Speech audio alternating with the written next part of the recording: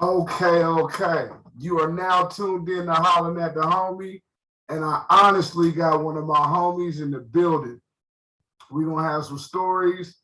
This is a real one right here. This is episode 4, Fat Partner Big Smoke, and you are tuned in to me and Jay Ridah, also known as Jessie Two Stacks. What's happening, bro? How you feeling today?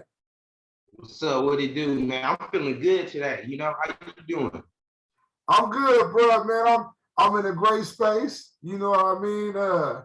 It's an honor for me to be on here with you, and it's gonna seem like I always say this because for the most part, I'm gonna be really hollering at my real homies, and me and you got some stories, man.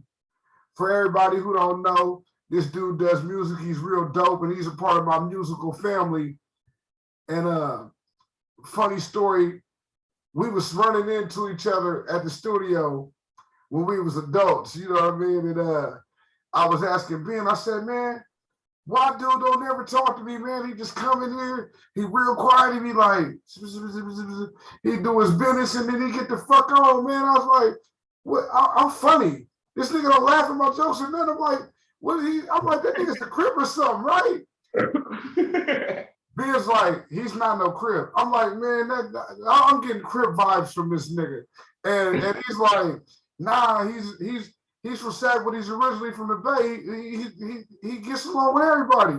I'm like, nah, man, motherfucker ain't laughing at my jokes, man. It got to be something else. Fast forward, me and you, we done did some songs. You done got on some of my songs. We was working on a project.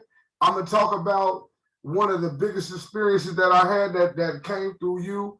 But after all those things, we Facebook friends, and I see one day that you commented on my god sister's page, and I was like, "Hold on, man, how you know her?" And you was like, "Oh, that's Miss Such and Such daughter."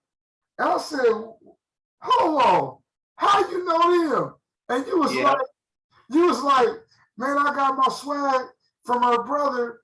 I used to live next door to him." And I said, hold on. You stayed off of 50th Street next to them in the greenhouse? And you was like, yeah, I'm Karan brother. And I say, and I don't want to tell everybody what I said, but I'll say it if you say I can say it. It's something. I was like, nigga, we got you your first piece of pussy, nigga. Like, nigga. Hey, man, hey. Ever since then, I was like, man, this is crazy how small the world is. So, right, so what you got going on? I want you can either talk about what you was doing when you was young and how you changed it and how you on that now, or you could talk about what you doing now and the difference between when you was young. What made you get to where you at? Because you looking right now, you shining, and I know how you come across the things that you doing.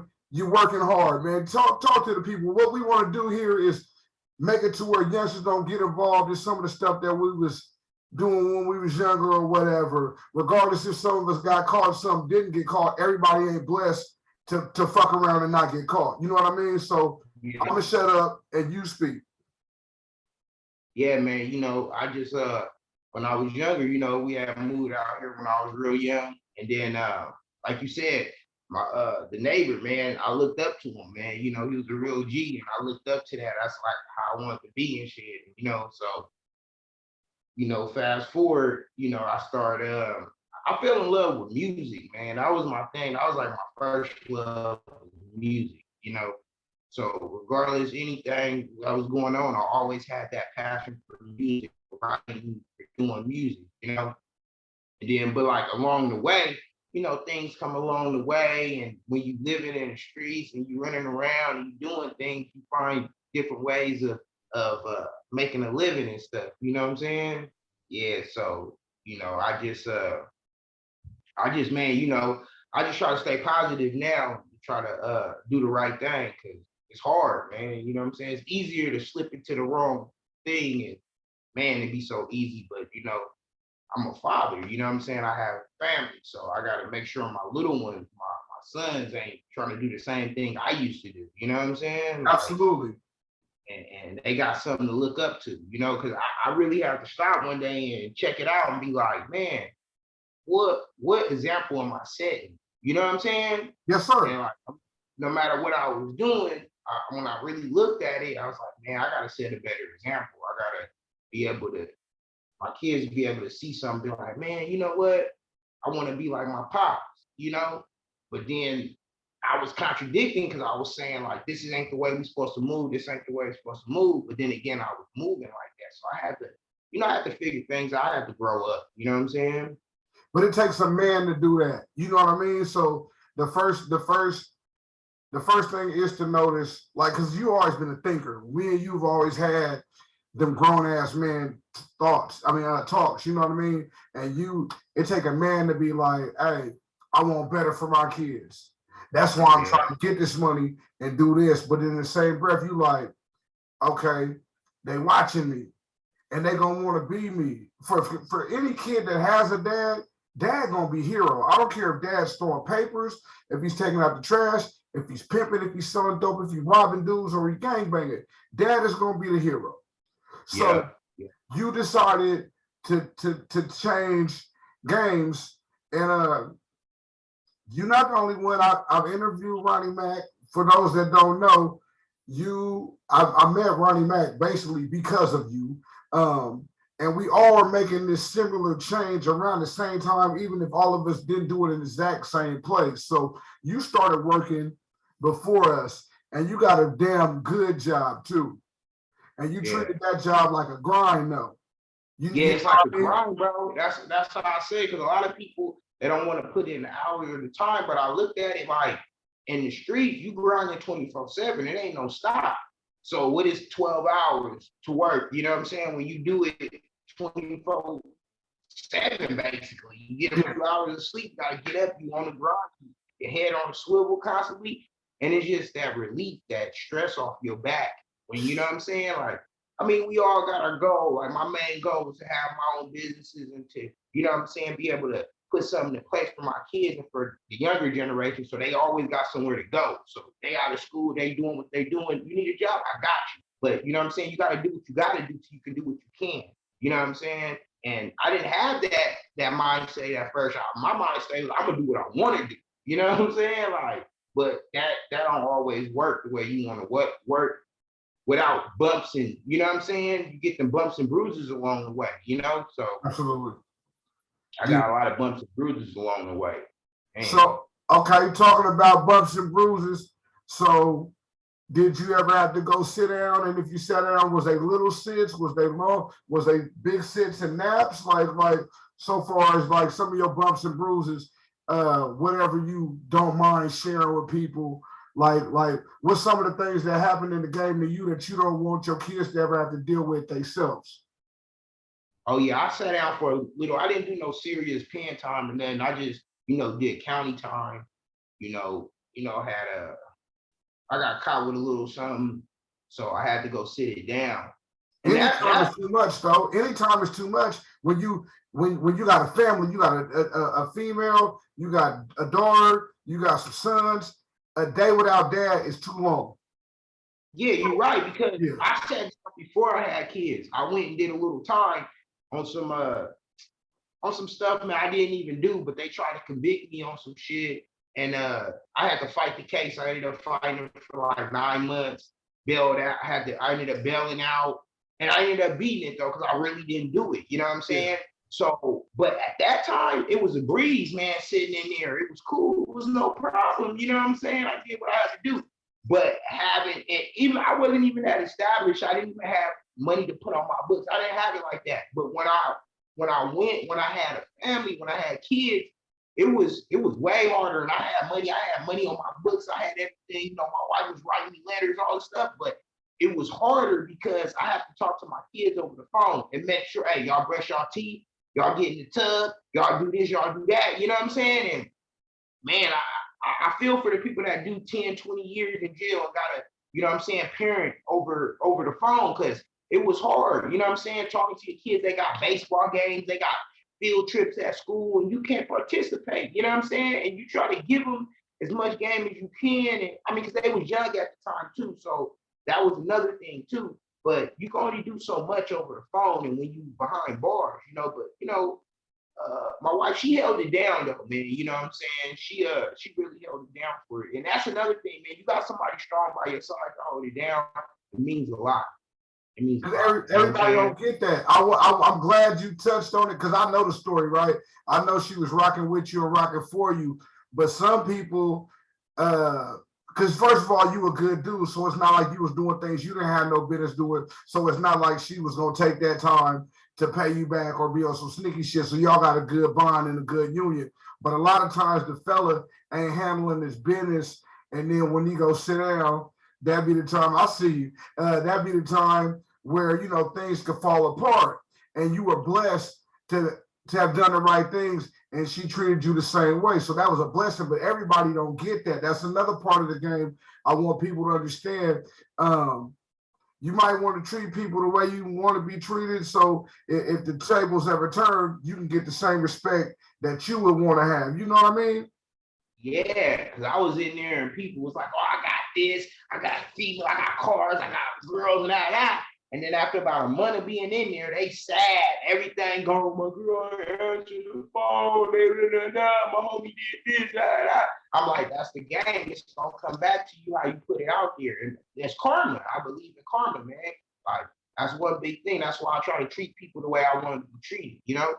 I will say that I got like a little book of everybody's smut and the fuck boy shit that everybody do, and you don't have a page. Your name ain't even written in there because it would be a waste of a page because they're not even a sentence, let alone a paragraph or a couple pages worth of story of bullshit on your name. You know what I mean? Your name is good, and this is something I know. I want to talk to you about music. You say you always like music young. I want to ask you who are some of your influences, and then talk about some of the music that you've done and who you've done some music with.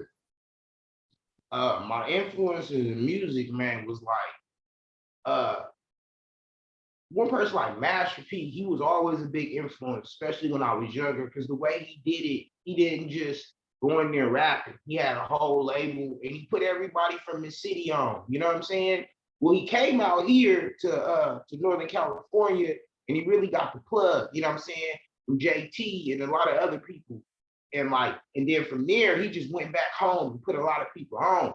And like a lot of people followed that format. You know what I'm saying? Like being a CEO of music. And I looked at that like it was good to rap. I always wanted to rap because you know what I'm saying, that's how I got into it. But like being a CEO and being able to build an empire off of it, that was like, man, I seen that and I was like, man, even like everybody like Master P, they don't give him his props that he should get, man, because you know what I'm saying? He really did. He did a lot for everybody, especially I was probably about like, when he was really popular, I was probably about 12, 13 years old, you know what I'm saying? And just to see what he was doing in the businesses and or everything was no limit this, no limit that, man. It just took music to a whole nother level, you know what I'm saying? And then like, of course, you know, like Tupac, the way he put things down, his passion for the music. It ain't nobody that got that passion yet for the music like that. You know what I'm saying? That really make you feel like to this day I listen to Pac and I'm like, ooh, it put me in the mood. You know what I'm saying? So like that, and then like Sebo, I always respected Sebo because like Pac was one of my favorite rappers. And Sebo was his favorite, one of his like his favorite rapper. You know what I'm saying? And then when you used to see him around the town and stuff, it was like a celebrity in the town. But he always kept it real. He was always mingling with everybody, never too big for nobody, you know? So yeah, man, that was like big influence for me. And then really like I just love music. I love all kinds of music. Like, you know what I'm saying? I listen to Michael Jackson and trip off his Thriller album. You know what I'm saying? Like how good it sounds and how him and Quincy Jones went in on that album. Production, like that's what I love about the music. It's the production and putting everything together, you know, sitting in the studio and really listening to it and putting albums together. Like, man, ain't no better. I watched this last night. This is funny that we doing this right now. Last night I had a memory come up, right? It was a memory from about 5 to 6 years ago. I was at the lab. and Benny Blanco, also known as Benny Blanco 209, also known as Drum Game. He was like, "Hey, Ridah wants you to get on something." And I was like, "What is it?" He said, he said, "You'll know what to do with it the second I play it for you."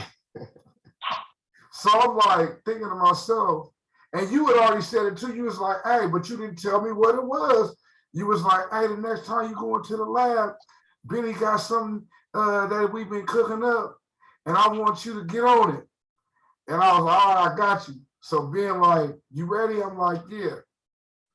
And you know me, you've been in the lab, you know I don't want to know what it is. I just want to hear it, and I want the button on record so I can get my first response. You know this, right? Mm-hmm. So Yeah. you know what I'm finna say. I hear, then I hear your voice. Something said, I say, no, these niggas ain't, right? And then I get on there, "You must be used to me spending." Yeah. And all that sweet whining and dining, but I'm fucking you tonight. Hey, you boy, you listen to music, and when you get in there, you be having you like me, but in a different way. A motherfucker can't judge. Like if a person meets you and they never heard your music, and then they just go to the studio and just hear some of the shit you did, because I think if I recall, didn't you? Because this is something that I sampled, not that. I'm finna say something that I sampled trying to make a beat, and then I found out like 6 or 7 years later that yo smart ass had been sampled the same thing. Didn't you have him sample the Wonder Years theme? Yeah, the Wonder Years. Yeah. You something else, boy. Yeah, that Wonder Years, bro. That instrumental, like just that song from being a kid, and when you hear that come on, you know, what would you do? What would you do if I sang? Would you stand up and walk out on me? Man, that right there just bring back memories, bro. Like memories like back when you said, you know, back in the day over there on 50. That's exactly what bring me to. Yeah. Absolutely. Yeah, and then at the time, bro, like a lot of people, a lot of things was happening to people, so I had to express how I felt, and that song is about the game right there. You know what I'm saying? Like I said, she used to be the prom queen. Now she used to be the prom queen. Now she in the Motel 6. You know, woo, woo, woo. You know, it's just about how the game, how things can be all good one day, and all of a sudden they go bad just off of the game, just off of what's happening in the game. So that song right there, that means a lot to me. Sometimes I just listen to that song and just trip. Because when I look at now from then, man, a lot of things have changed. I mean, I done lost a lot of people. You know what I'm saying? Like to the street. People died. People in jail. People just done lost their mind, man. You know what I'm saying? A lot of people don't live by the same code that we grew up on, and that was kind of what made me tap out the game. I was like, when you gonna learn? You done got to 40 something, no smell on your name, but you done did time. You got kids. My daughter turned 16 in 2 days.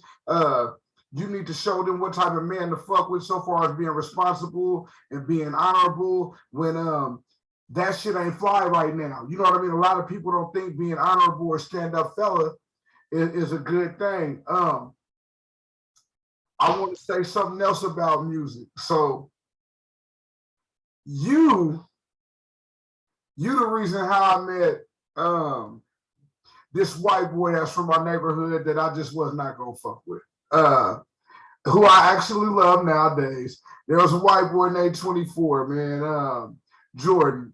And 24, man. Shout out 24. Nah, for sure. Yeah. You was the reason, because I was just not gonna mess with him, right? And you always right. You was like, he gonna get us some shows, and he dope, and he got lines on people. So you, 24, and I shot a video with one of my favorite Vallejo rappers, a relative of my other favorite Vallejo rapper. We were with Turf Talk. And I think that video that we did was so epic. You was like, look, I remember you called me, it was like, look, man, we're gonna do this video, but man, we got you in it. So we need that comedy. We don't want to do, everybody just hard and showing guns and all. He was like, you was like, we gonna start it in the East at the liquor store, but we gonna act like we leaving you there, and you gonna hop in the motherfucking trunk. Cause we had a song called Slide on the Freeway. Man, I don't think you get enough credit for how motherfucking brilliant you are. You understand me? Like that, everybody you see it's like a mini movie. For those of y'all that haven't seen it, look up Jay Ridah, Turf Talk, 24, and Big Smoke sliding on the freeway. And sliding on the freeway, right? Yeah, sliding on the freeway. Sliding on the freeway. You'll see a small movie. Oh yeah, shouts out to the wonder. Here you go again with this bullshit. Sliding on the freeway. Nah, cause you be starting shit, man. Emo shot this. And the reason why I say this, the reason why I say you starting shit, because you the one who got me to start performing. I was scared. Me and you did a song, and then fucking with 24. 24 had the line on the show, so I forgot what song me and you was doing, but you was like, I was like, Ridah, man, I'm scared, I'm nervous. If I fuck up or stumble on my words, you was like, don't worry about nothing, man. Bring that energy. I don't give a fuck. Just do your thing. Don't be nervous. You with me. I got you. And you is the reason why I got on stage, man. So that's another one that you got me with Turf Talk. You got me on stage performing. You lined me up with 24, which got me other shows. And then when we shot the video, you lined me up with Emo, and Emo shot some of my doper videos. You know what I mean?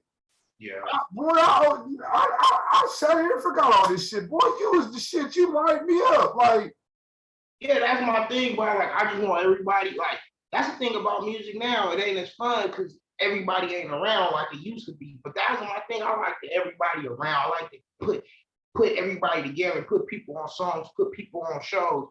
That's the fun of the music, man. That's when I started doing music. We used to get in sessions, freestyle and have rap sessions and shit, get in the studio, everybody together, 3-4 people on the song, So that was like, that's what I wanted to do, man. That's why I like, and then you dope, bro. Like, man, I appreciate it.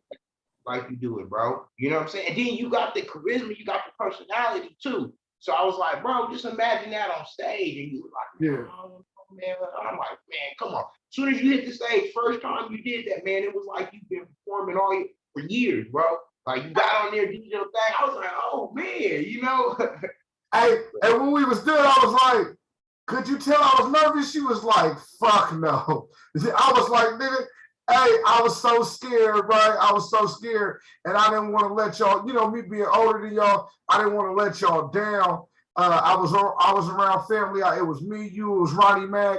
You know what I mean? And that meant y'all meant the world. You know what I mean? And the fact that you gave me a shot, you know what I mean? And we was like, man, you looked out. You know what I mean? You being younger, you know how I smoke in the studio. If I might have been down on my luck, you know what I mean? You come and pick a brother luck up. You know what I mean? Always have some good. You know what I mean? Kept me where I needed to be. I wanted to ask you something because this is a question that popped up in my mind while we was talking that I don't even really have an actual answer for. So I'm gonna learn something. Man, how the fuck did you find Ben? How did you get with Benny? Get with Ben? Yeah. Oh, drum game. Okay, yeah, man. I had a partner that was doing music, and that's what we used to do. We used to go to different studios and just look. We at this lab. We used to walk to studios. That's how deep we was in this music, man. We had love for this music. And then it was my boy Gangsta BJ, my cousin Smurf, and we used to always, we was like a group. We used to go to different studios called pit balls. You know what I'm saying? And my boy was like, man, I got this lab, this dude right here. And I remember he was in Oak Park when the first time we went there. And I remember at that time I had just had my son. I was like, damn, bro. I was like, I didn't have nobody to watch him. Like, hey, can can I bring my son? Ask him, can I bring my son to the studio? He's like, this ain't the environment for kids. I was like, all right, we went there and I already knew like, this is a real studio. You go in here and you tap in for hours and everything else. No, it ain't nowhere for females to be, kids to be. It's where you go into music. And that's what I always respected about Drum Gang. That's what I always respected about him, because when it was time to do music, it was time to do music, man. And that shit was like therapy to me. So that's how we hooked up. And then from there, we used to go there, do sessions, and then I was putting out little mixtapes and shit. And then he ended up moving a lab far. So it was kind of like, man, yeah, it's on the whole other side of town. So we wasn't able to get in there as much, but we was still coming through.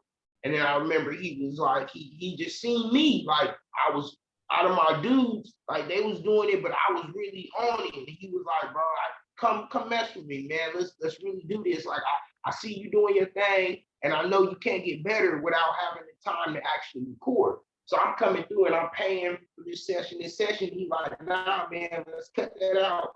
Let's handle this. Let's take care of these bills. Let's do this and just come and record. And I got better, bro. Like I give him a lot of me getting better, that goes to Drum Gang, right? Because he actually said, come in the studio, you don't gotta pay, you know what I'm saying? Just make sure I got what I need to record, make sure we got some food and stuff, we chilling, and come sitting here 8-9 hours. And I used to just sit in there and drill, and I got better. I found my little swag. And then yes, he was like, did. okay. Yes, yeah, and I was like, yes, yeah, man. Yeah. I wasn't, my dudes was always better than me, but I always I wanted to be the piece. So I always had that mindset, like, well, let's put people together. Let's do this. Let's put a label together. Let's do this. And then, man, Benny just like, man, just record. And then I start hearing them like, man, these songs are getting better, bro. And then we start vibing so much to where I stopped writing. I used to go and write my raps before I go to the studio. I come up to the studio with a fat notebook with like 10, 20 loose papers in there. You know what I'm saying? Papers falling everywhere. I forgot my verse and this. And then Benny, one day, I didn't have no pen, I didn't have no paper. Benny was like, just remember and say it. I was like, I don't have no paper. He's like, just do it. Like, what? So I just went over it, remembered my whole verse, laid it down. And ever since then, I ain't wrote another verse. I just go in the studio, I either remember it, or I remember like 8 bars and then punch in the rest, you know what I'm saying? But ever since then, it's just like, it was like I was exercising my mind. You know what I'm saying? You remember 4 bars, you remember 6 bars, then you remember 8 bars, 12-bar verse, boom, record it, and it comes out better because you're not reading it. That was the thing I used to always do too, is sound like I'm reading off of paper. Yes, sir. So when I start remembering it and coming, it was like, I had that swag, and that's how I started getting my swag. So yeah, shout out to Drum Gang. Hey, I just talked to him. He ain't feeling well. I was supposed to get him to come on today as well, but he was like, he ain't avoiding me. When I called him, I could tell, we know him. So I heard in his voice he wasn't up for it today. But I gotta say, you're telling the absolute truth, because when he was in the P, so I met him through Uncle Marv. I met him through Uncle Crip, which is Marv. And, Marv be with the shenanigans. Marv was selling me a program. I can tell you what day I met Ben. I met Ben 2005, June 5th. I know it because that was my ex-wife's birthday. And instead of spending all my money on her, I went to go buy some programs. We had to go to Modesto meeting. And then so, yeah, I've known him for a minute. And I remember when he was in the PI, I went to Georgia. But when I came back and I started getting back to it, that I rarely grab paper or a phone. I'll go in there with no beat, with tick-tock, with the metronome, and just start saying some stuff. You know what I mean? So he definitely helped me get into my swag too, because I'm tone deaf. I can sing, but if it ain't in my key, I'll be a little off. So what he started doing is searching for plugins that can help me. So when he started finding, when he found that Nectar, you know what I mean? I can go in there and sing. However, then he fixed my voice and then put the beat around it, and then it would sound like it was all perfect. But he was making like he was doing that. And when he started playing some of that music he made for you, I seen he could do anything I wanted because he had us all sounded different. He had you sounding like you was from the town. Yeah, bro, and you and him had a language y'all used to speak. Yeah. You know what I'm saying? Yeah. Like, I be in there and sitting, like, my recording style cool, but watching you record, you and Benny, it'd be off the chain, man. I used to like sitting there and just watching you record something. With you and Benny, you would say, I need some of them pebbles. And he was like, okay, woo. And he didn't know what you mean. And you know what I'm saying? Y'all have your own language, bro. And I'm like, what is they talking about? And then by the end of your verse, everything put together, I'm like, okay, you know, that's work. And you can't get that with everybody. That's why I don't so you can't go into different studios because it's about that vibe you get. You know what I'm saying? Once you get that vibe, you get connected with that person, you can record a whole song without saying nothing to that person. You know what I'm saying? Hey, watch this. So people be wanting to do music with me out here, and I'm like, hey, when I go to the studio, I can't have nobody making no noise. I can't go in there with rappers because they're gonna be talking. And I was like, I don't really write. I'll put the headphones on to whatever start that he got. I'm gonna close my eyes, and whatever I just heard or whatever I'm feeling gonna come out. So we, like you say, I tell Ben Pebbles, the one thing that I remember, and everybody who been in the studio know, even though I am, when I was affiliated with Gangbanging, I was on the red side, right? But I had this word that I would tell Ben to make the music sound a certain way. I'd be like, okay, now I have some Crip sauce to it. And what Crip sauce meant was put that Battle Cat, you know what I mean? Put that Battle Cat on there, but I would call it Crip sauce, and he'd know to go in Nexus and find them sounds that'd be like, yeah. And we get to it, and it's crazy because he had a style for you, he had a style for me, and he had a style for Ronnie Mac, and he had a style for Beamer, and he had a style for Pac-Man. And I'm gonna tell you something, we always say the same shit. Man, my beats is dope, but what do he make for you? I used to, brother, I used to go there and cuss him out. I say, man, Holla, nigga, make me a beat like you make Ridah. And he'd be like, I do make you beats like Ridah. I say, man, you can play 10 Ridah songs right now and play 10 of my songs, and Ridah got the 10 dopest beats in the house, right? And then he go, you and Ridah don't do the same thing. And I'm like, I don't want to do what Ridah do. I want to do what I do with Ridah beat. And then somebody else will say something. And then when he played Beamer, I'll be like, oh, so it's because he light-skinned it? Like, I'm not light enough? I'm not dark enough to get a Ridah beat? I'm not light-skinned enough to get a Beamer beat? And then he plays some shit for Ronnie Mac, and it sounds like Sugar Free supposed to be on it. I'm like, what? I got to drive a Cadillac and knock a couple bitches or something? Like my hairline ain't good enough? I got to wear sweatpants and loafers, nigga? Like, why I can't get a Ronnie Mac beat? Being Drum Game is absolutely one of the greatest fellas that I've ever met when it comes to rocking one of these. You know what I mean? When it comes to touching these things right here, he is amazing, man. Yeah, because we all had our own sound. He produced for us, he engineered it, and then he had his own way to record with all of us. He recorded with you different, how he recorded with me. Me and him, man, we get in there and do shit. Man, I'm telling you, dude, he's something else, man. A lot of people couldn't compete. They couldn't compete. They couldn't do as much as he was doing, bro. Think about how many people he was messing with, making this all sound clean. And I was a fan of your music. I was you know what I'm saying? Of Pac music, Ronnie Mac music. Like, that was one thing. It was all when we listened to it and be like, I'm slapping. I like that. That's dope. Like, I come in the studio and hear some shit you just did the night before. And Ben, he's still up recording. He all right, don't mention that. I'm like, man, I'm telling you, like, a lot of people couldn't mess with him like that. Nah, they couldn't, and they can't. And you know, for a specific reason, you know, he hung up his keyboard, but his reasons wasn't for negative you know, it was to make him a better person. And I told him straight up, man, I love you. I care way more about your sanity and your health than I do about my dream to make music. I learned a lot over there in that little castle. You know what I mean? I met some great dudes. I met you again. You know what I mean? The grown-up version of you. I met Ronnie Mack. Linked up with my big brother from another mother, man. One of my super duper favorite Crips, L, man. When I was really down and out, fucked up mentally, man, about my relationship, man, L was there and he was going through something as well that I won't get involved, but he was there to be a big brother to me. And it's crazy, when L was on top of the world, I used to come through and spend money with him, but he was always on the phone, so I never talked to him.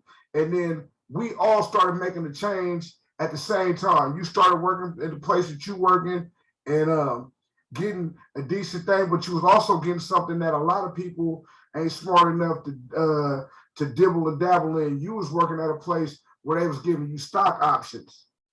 You know what I mean? And a lot of folks that look like us, we not thinking in the future like that.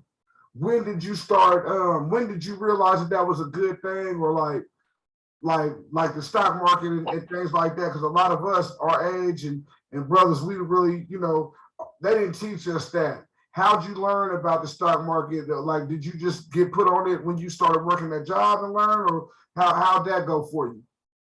Yeah, well, I used to always look at stocks and stuff, and I used to even look at the paper when they had the little market thing, and I always wanted to get into it, but I never really could break it down and really get into it. And then when I got on, my dude really put me on. He was doing this thing, and he was kind of like, "Hey, look, I got this little." I'm like, "What?" He's like, "Yeah, I got this little opportunity, man. I've been doing this." I'm like, "Oh, okay, let me check." He's like, "And stop." I'm like, "What?" So I get in there, he referred me, put me in, helped me get in there. I got in there, and then he started showing me a stock, and I'm like, "Oh, okay." So then I just started getting into stocks, and then like I started getting them, and then anytime I get a chance to get some stock, I was just putting my money into stock, into the stock, and then it started booming, it started going up. And that's the thing about the stock. It's not like a bank account. It's not like the money just sit there. A lot of people think you just get some stock and sit on it. Nah, you will lose your money. You know what I'm saying? You got to be able to know when to pull out and when to put in. You gotta be able to. You gotta watch the news. I watch CNN. You know what I'm saying? I watch what's going on in the world, because that's gonna affect the different stocks that you have. Like, it can be something like they can stop production on something, and the company you got stock in can be getting materials from that company. And if they stop that, if you ain't looked at that and seen what's to come, your stock gonna drop. But if you see that, you're like, okay, I'm gonna pull out. I done made a little bit of money. My stock went up. Now I'm gonna pull this out. You pull out, it dropped down. It dropped lower than what it was. You go ahead and say, okay, now I'm gonna buy because it's lower than what it was. And it then dropped all the way down, and I feel like it's gonna go up. It's been about almost a year. You put in there, you put in there when it's low and it runs back up. You just made money off of one stock. You know what I'm saying? One company. Absolutely. It's like a hustle. It's like hustling. And you gotta remember to put your money to the side. Like when you bubbling, you make your money, you put this to the side, you put back in. And that's how it is with the stock. You don't put everything back in. Like, okay, I just made $5,000. I'm gonna put it all back in. No, you say, this is how much profit I made. I got this at 7:30. It jumped up to 9:30. This is how much I made. I'm gonna boom, boom. I take this, put this to the side, put this back in. And even if it dropped back down, you still got what you made. You got your profit. You know what I'm saying? So, hey, there's also a thing, I might be saying it wrong, but Ike Dola, the cousin of Keith the Sneak, the young man that was on Tell Me How I Feel to Be Real with Mac Dre, is it called stop loss, where you can set the bar? It's something on there where you can set it to where, like, hey, I bought it at this, if it go lower than such and such, to sell. And so that's a safety mechanism that a lot of people, because people are like, oh, you can just lose all your money. And nah, there's some things, and for anybody that's watching this that knows nothing about it, I have a book, but I don't feel like getting away from this Sacramento bridge. But I got a book in there called The Stock Market for Dummies. And what it is exactly that. It'll introduce you. It's kind of thick, it looks like a Bible, but I suggest that people start to realize what's out there. Your job, we ain't gonna say what it is, but your job, luckily, man, you super blessed and you deserve it. Your job gives stock options, and I think you get to buy them for a little less than what the stock be going for, huh? Yeah, I can get them for lesser because they have the options and they got where you can get them. And even if they run up, you'll get them for the lowest price at a certain period. You know what I'm saying? So you can do that. And then you also, you know what I'm saying? Like anything I just get in stock instead of trying to get a bonus, trying to get extra money. I just throw that in stock and then it just run up. You know what I'm saying? Eventually it run up. It dropped down, but then it goes back up too. So, Yeah. you know, yeah, but you just got to get into it. Like, it's different things like, I try not to just do one thing. You know So what you I'm say you saying? got a diverse portfolio. That's what you're trying to say. You want to be Yeah, diverse. yeah. And it'd be hard, man, especially if you're working, you got kids, you're trying to take care of kids, you're trying to do everything else, and you're still trying to live your life. But because things gonna slow down at a certain time. So when that's slow, I can be making something off of this. You know what I'm saying? So I'm not gonna just say I'm gonna have one thing and this is what I'm gonna make. Because everything is ups and downs with everything. But then when it's like, okay, now this is getting slow. Ooh. Oh, I forgot about this. Let me pull that. I got this to put into this to make this even out. You know what I'm saying? So I mean, always been like, can't just sit back and just wait on anything. You know what I'm saying? I gotta stay moving, you know? Okay. Let me ask you this. So we done talked about what you into now. We done talked about what you was doing before, how you came up, and I like how you talk because you make it to where only a person who know what we know will know what you talk about. Very smart fella. Let's not get ourselves in any trouble, especially if you haven't been caught. Ain't no reason to help the people out and get yourself caught now. This is what I wanted to ask. What is next? What are you dreaming of? What's in the making? Like what do you do? Like what do you fit like not physically, but what are you mentally preparing to do next? And do you know what's next after that? Yeah, well what's next is right now, I'm just trying to I'm really like with my music, you know what I'm saying? I got some music that I did a lot of music, and like you said, with Drum Gang, he stopped having to do music and had other things to do. So I got a bunch of songs that's done, some of them not really completed, and I ain't really did nothing with it. So I'm just gonna put some of them out, you know what I'm saying? I got a show coming up on the 19th out here, and then got a couple singles I'm gonna put out a project, and that's money right there. That's another little form of some money right there.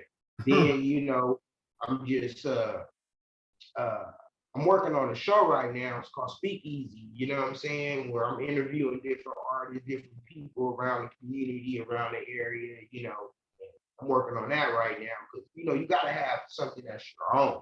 You know what I'm saying? Like regardless of what you're doing.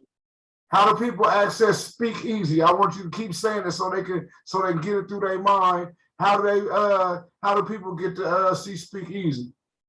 YouTube, Speakeasy. Go to YouTube, Speakeasy. You know what I'm saying? The first interview we dropped with Mr. G. That interview dropping in a couple days. It's dropping Monday. You know what I'm saying? But yeah, just go to YouTube and it'll pop up. Speakeasy. That's the channel. That's what's up. That's what's up. So okay, so we got shows. We doing Speakeasy, which is gonna let you interview. You're gonna be interviewing artists and things like that. What are you dreaming about that's out of this world, man? Because you've always been a highly intelligent brother, and people, I always say there's certain people you can look at them and know that they thinking or they got something in the works.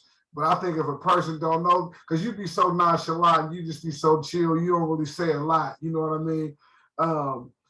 If you're not willing to give it up, then don't. But what have you been daydreaming about? I'll be at work and all day I'll be daydreaming about what I'm gonna do next week and next month, next year. Give me some like put it like this: 10 years or 15 years from now, what is something that you want to have been accomplished?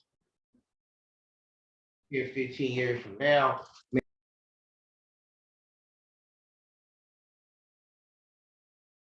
Can't hear you. Like So I ain't thinking that far. I got things like where I want to be, but right now I'm working on the show. I'm trying to put out the rest of this music, and then what I'm doing, I'm trying to I want to get my own little business going, detailing and stuff like that. Okay. That's what I'll be painting, I'll be painting and what I'm saying, detailing and stuff like that. So it's just about setting my own thing up because my kids getting older right now too. So I'm thinking about being able to put them in a good position. You know what I'm saying? Smart move. Smart move. Hey, brother, we need to bring manhood back. You know what I mean? I feel like when we was young, what we glorified wasn't the business, and we were talking about your next door neighbor, which is my god brother, technically my first friend ever. Unfortunately for him, he's serving a life sentence, and he trying to get back. You know what I mean? I think it's some get back for him, but those are the things that we don't want for our nephews, for our kids, for our cousins, or for ourselves. So you saying like, hey, a detailing business and I'm painting, and you keep saying about your kids, that is the flyest thing in the world. You understand me? That is you thinking about generations after you're no longer here. You building it. You know what I mean? And I think that's fly. I want that to catch on. I want that to be more important than people having the drip. You know what I mean? You're right. Yeah. You know what I mean? I know you like, so we started off and I was saying I thought you was a crip or whatever. I commend you and respect you for not being a gangbanger when everybody around you was. That takes some leadership skills and some real manhood type of shit to be like, well, all y'all can go that way if you want to. I still fuck with you. I still respect you, but I'm gonna stand up on my own principles. I'm gonna move how I want to move. And a motherfucker gotta hold on. A motherfucker gotta take their hat off to that. That's why I wasn't wearing one in the beginning. I had to take my hat off to you before you even got on stage. You know what I mean? Like, that was so hard doing that, man. You know what I'm saying? Because it was like that's what everybody was doing. I got homies that's doing that. You know what I'm saying? And I had people, come on, you from here, come on, you gonna rock with us, you gonna fuck with us.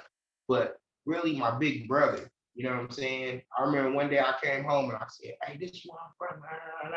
He said, "What?" He said, "Nah." He said, "Come on, we gonna knuckle up. You can't beat me up. You ain't banging nothing." You know what I'm saying? He said, "You gonna represent your family. That's what you gonna represent." So I couldn't beat him up that day, man. And from that day on, I kind of, what you doing? You ain't doing that, bro. You ain't doing that. So that's a big reason why I stayed away from the game. My big bro, man, he kind of put it on me like, this ain't what we doing. This ain't, you know what I'm saying? He smoking. All my family smoking. So he was like, that ain't how we get down, bro. Like, nah, the town don't do that. Yeah, y'all don't. Nah, he was like, I know you out here in Sac and this, but we don't get down like that. So I always kept it cool. I done got into it with a lot of motherfuckers and always had that hustle mind state. Like, why can't I make money with this dude? Because where he from? You know what I'm saying? Like, and like I heard you say before Ronnie Mac, like, you met him and you like, bro, if you was on some game, man, you wouldn't have the relationships you have with certain people. You know what I'm saying? Like, absolutely. And like my dude, he went to the pen, he did some time and he came out. He was big. He was on big gang banging shit. Like, man, he didn't like the other gang, and that's what it was, right? He came out and his attitude totally changed. He said, man, behind them bars, we all have to knuckle up together, man, or we die, Hey, he not lying to you. Do you hear me? So I tell this story, and I think I might have said it when Ronnie was on, or if I didn't say it with Ronnie, I said it with radio, but because they gang bang a little different out here in the Midwest, right? And I was telling them when we go to prison, even though Mexicans are some of my favorite people in the whole wide world, I love me some Mexicans, but we're from up north where we get along with them, and unfortunately, black and brown don't get along, past Bakersfield or whatever, you know what I mean? Unfortunately, and that's not something that we can just stop. It's been like that. So when you go to the pen and you be outnumbered 15 Mexicans to 1, and most of the brothers, might not be affiliated or finna thump, Bloods and Crips gonna be together saving their life. So for me, when I was in some blood dudes that started some business, and I wanted to be hard so bad when I was young, and I'm not, but I wanted to be. That's why I wanted to be hard, because I wasn't. And I was in the middle of it, and then I was in the front. And when they turned their back on me and didn't even give me the heads up that they was gonna fold, you know when to fold them and know when to hold them, they didn't want to hold. They tucked their tail. Crips came to my rescue. You know what I mean? The Bay, the Crips, and the homosexuals had came to my rescue. And then when I later on went to High Desert, which is a real active penitentiary, there were more Crips up there where I was at than homies. And they was like, hey man, you know when they pop these gates, you coming? And I'm like, yeah, I'm on parole. I'm still outside hustling. I'm going to get caught and probably get another bid. I'll be damned if they have some smut on Big Smoke, man. I'd rather get whooped than not go. So they like, okay, they rocking with me or whatever.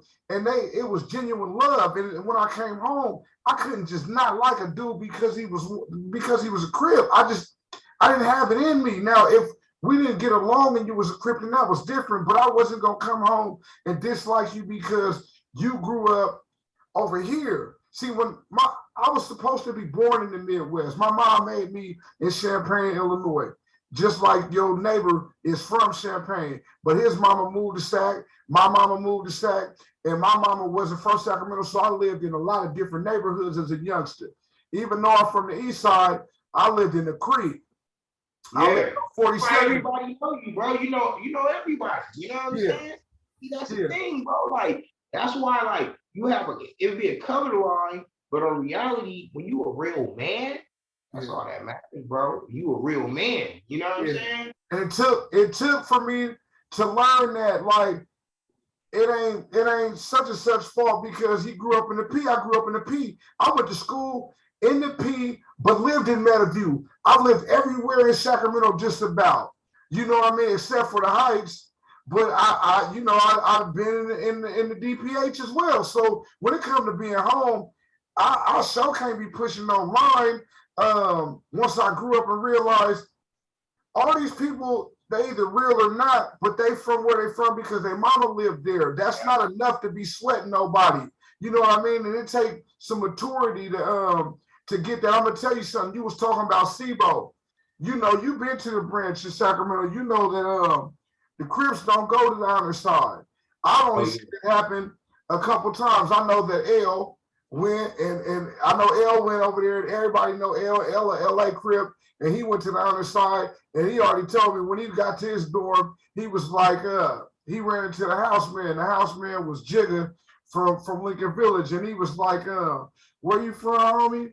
And he's like, I'm from Eastside Piru. And he was like, you know Yada, you know Smoke, yeah, they be at my lab and we like Smoke, my cousin, and Yada, that's the homie. You know, L, but L also grown, and he a politic and he a player, and it's a lot of people from Sac that be spending money with him on what he do and whatever, but he's a real man, and he come from the Crip culture. He can't help that he's a man though, and he's a black man, and he'll look out for any brother. And with me seeing that and some other dudes that I know too, I just don't want to promote poison or violence on our people or really anybody, because we all live on this planet. So everybody is our people. Yeah, that's real shit, man. We can't have that divide. It's too many divisions in our community. You know what I'm saying? Yeah. We got to knock all them divisions down, all them walls down. We out here hurting each other for no reason, bro. Like, come on, man. Like these police out here killing us. You know what I'm saying? Yeah. These niggas are so hard to get on there and talk about the damn op or whatever, or this nigga that they smoke. Okay, put that energy into these police, man. They're not gonna do it. They're not gonna do it. So that's why I don't be wanting to hear none of that hard shit from niggas. You know what I'm saying? Because you do all that hard shit. I'm not saying to go do anything to any man. You know what I'm saying? Like love everybody. But if you're gonna go do something, don't do it to the motherfucker that was raised in the same community as you, just on the other side, or got the same color or whatever. Do that to the people that's out here killing us for no reason. That's oppressing us. So watch this. My cousin out here say, man, cousin, you hear about that they shot that brother in Cleveland or whatever. And I say, that was unfortunate. I say, but I gotta be honest. I'm more concerned about us killing us. We always talking about when these people killing us, and that is not okay. But we already know that they look down on us and they feel we're expendable. We need to start loving us. And the one thing I want people to understand is, no, everybody's not going to get along. Not at all. But let's ignore the people that okay, I can't get along with such and such from over there, little poo poo, or little Ray Ray or whatever. Me and him don't see eye to eye. Well, if you don't see eye to eye, then don't look at him. Mind your business. Don't be a threat to him. He shouldn't be a threat to you. We all not gonna be out here singing Kumbaya and doing the cha-cha slide. You know what I mean? Everybody's not gonna talk it out, bro. Like that, our egos get in the way. You know what I'm saying? And wanting to be the toughest motherfucker instead of saying, let me sit down and talk it out with this dude. It didn't been situations when we didn't pull up and it didn't been bad. And we staring and it's like, and then I seen somebody and all the respect that I had and all the respect that they had, and we knew each other, we sat down, we talked about it. Like and we stopped the whole situation that could have happened. That had happened a few times in my life. So I believe in the sit down, bro. Like that's one thing, like when you look at the Italians, that's why they got all the money, because they sit down with each other before going at each other. You know what I'm saying? Like it made more sense. That's how the world, I mean, even the United Nations, the world, that's like, it's money in war, but then it ain't cool because people losing their lives or whatever, and there ain't nothing childy about that. So people sit down and be like, hey, you can press the button and we can press the button and we can all be dead, right? Well, how's that gonna help us? Well, let's talk about it, man. We'll you know what I mean? We don't, man, leave the button alone. You know what I mean? Leave the button alone. Leave the button alone, man. Talk. And I don't even want to be like, oh, we should just get back to fighting. No, we should get back to being men and only minding the business that pays us and what's gonna motivate us. You know what I mean? We need to start talking to people the same way we want people to talk to our mama, even men. Like when two men are talking and they disagree, you should be able to disagree, but talk to a person the same tone that you want somebody to talk to your wife, your daughter, or your mama. That doesn't make you a female, a softie, or a sucker. It makes you respectable. You know what I mean? And we got to bring respect back. It'll go a long way. That's what I learned in the pen. Like people, like all the issues that happened, they was over disrespect. Yeah. And people was dying over it though. It was the dumbest shit ever, but the principle was there was some disrespect in there. The first riot that ever happened in the pen that I was at when I was 21 years old was over a punk and a pack of cigarettes. That ain't worth nobody being beat up, stabbed, and all the things that happened. And I learned in there, like, hey, what you want to do, Smoke, is just be respectful. Excuse me. I bumped into you, my bad. That wasn't my intention. I apologize. I didn't get in no fights in the pen. I didn't get stabbed. I know a lot of people who did. I didn't have no issues because I was very respectful. Without being a sucker or anything like that. I just, I had some integrity and I treated people how I wanted to be treated. And I realized that I wasn't as tough as what I thought I was, because I didn't have that little thing to go pow. And there was people in there that looked like they was playing for the Raiders. Everybody that was big in there wasn't tough. I seen some big old swole dudes who I would have thought was the hardest dude on the yard get whooped by a dude that was 4'5". You know what I mean? I saw all that, man. We all got to realize that we human. You know what I mean? Everybody make mistakes. We need to get a little more humble. And I know this shit don't sound right, because Roddy, I've been an asshole for most of my life. You know what I mean? I've always really spoke my mind, and not to you, because you cool. But I'm saying, I'll check the dude or two before it probably said some stuff that wasn't necessarily nice. But I'm not. Yeah. But you always stuck to the code, though. Yeah. That's one thing. You always stuck to the code, no matter what it was. Even if you didn't like it, you say, this is the code, though. Yeah, because right is right and what's wrong is wrong. You know what I mean? So I always stood up for that, because the people I was around was on that. And that's part of the reason why I fuck with you a whole lot, because you've always been right. You know what I mean? And I won't bring up no names, but it was a dude in the family who used to be colored outside the lines. You know what I mean? But we would always go back to, hey, this is how we supposed to do it. This is what's right. That's not okay. And so that's what our issue is. If you do it the way you want to be treated, you would do it right. Like if you always just think like, is this how I would like at the end of the day? Yeah, I disagree, but are they treating me the way that I want to be treated if I was on that side? Yes. Yeah. Well, then hey, then that's what it is. Hey, Ridah, I don't want to take up the rest of your day. I know you got money to make, family to love, and all that, but I want to do something, man. I want to tell you, man. I'm proud of the man that you become, and I can say that because I've known you when we were kids, and I'm older than you. You know what I mean? So I want to tell you first of all, I'm proud of the man that you become. I've learned a lot from you, and me and you having this conversation kind of reminded me of how dope you are as a dude, how dope you are as an artist, and how real of a motherfucker you is, man. You keep that shit together. First of all, you ain't young, nigga. You're looking good. So keep taking care of yourself like you are, man. Keep raising them young men. Have that young be a role model and example of what that young princess needs to choose when she comes of age and starts to like men. You know what I mean?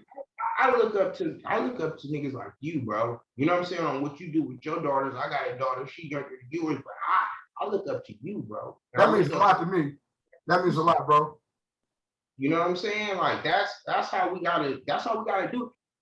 If there's a gap between the older cats and the younger cats, and they don't want to listen and pay attention to what's going on and understand. And I look at motherfuckers like you, okay, you know, you gonna tell me something? Okay, this is what it is. You know what I'm saying? You older than me, you got more knowledge than me, you've been there. You know what I'm saying? So yeah, but I'm also watching you though. Understand that.